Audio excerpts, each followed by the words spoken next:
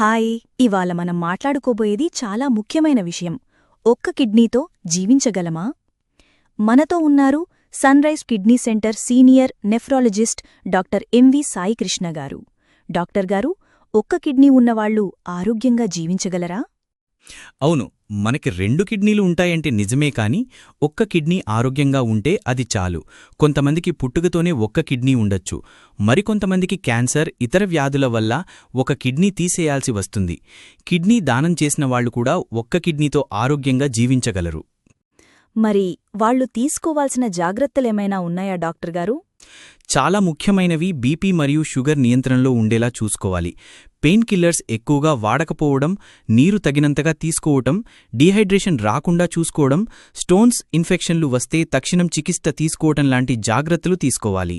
Doctor గారు, sunrise kidney సెంటర్లో మీరు అందించే సేవలు ఎలా ఉంటాయి?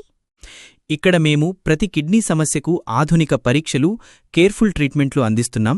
ఒకే కిడ్నీ ఉన్నవాళ్లకు ప్రత్యేక శ్రద్ధతో చికిత్సలు అందిస్తున్నాం. ధన్యవాదాలు డాక్టర్ గారు. మీ సూచనలు మాకు చాలా ఉపయోగపడతాయి. విన్నారుగా వ్యూవర్స్, ఎలాంటి కిడ్నీ సమస్యలు ఉన్నా సరే వెంటనే సన్రైజ్ హాస్పిటల్ కిడ్నీ సెంటర్లో మన డాక్టర్ సాయికృష్ణ గారిని సంప్రదించండి. By by.